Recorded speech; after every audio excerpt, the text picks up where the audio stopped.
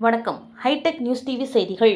சிவகாசியில் செய்தியாளர் சந்திப்பு நடைபெற்றது. அப்போது செய்தியாளரிடம் பேசிய முன்னாள் அமைச்சர் ராஜேந்திர பாலாஜி அவர்கள் தாவேகா தலைவர் விஜய் அவர்கள் குறித்து பேசினார். அதில் அவர் தெரிவித்திருப்பதாவது: ஐஸ்கிரீம் சாப்பிடும் குழந்தைகள் போல நடிகர் விஜய் அவர்கள் விளையாட்டுத்தனமாக பேசிக் கொண்டிருக்கிறார்.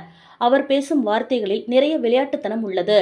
சினிமாவில் அவர் ஒரு சிரிப்பு நடிகராகவோ அல்லது ஆக்ஷன் நடிகராகவோ இருக்கலாம். ஆனால் அரசியலில் அவரின் நடிப்பு எடுபடாது. அவர் பேசி வருவது அவரை ஒரு நல்ல எதிர்கால அரசியல் தலைவராக உருவாக்கக்கூடிய பேச்சாக இல்லை. உலகத்திற்கே தெரியும், அதிமுகவிற்கும் திமுகவிற்கும் தான் போட்டி என்பது.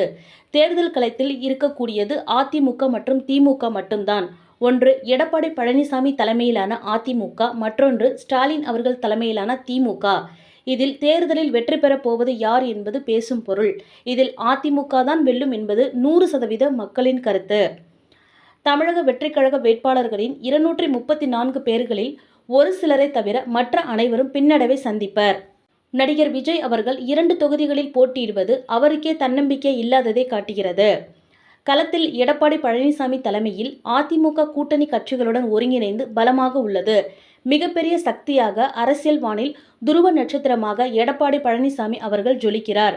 நிச்சயமாக வெற்றிக்கனியை தட்டி பறித்து எடப்பாடி பழனிசாமி அவர்கள் தமிழ்நாட்டின் முதல்வர் ஆவார் என்று அவர் செய்தியாளர் சந்திப்பில் தெரிவித்தார்.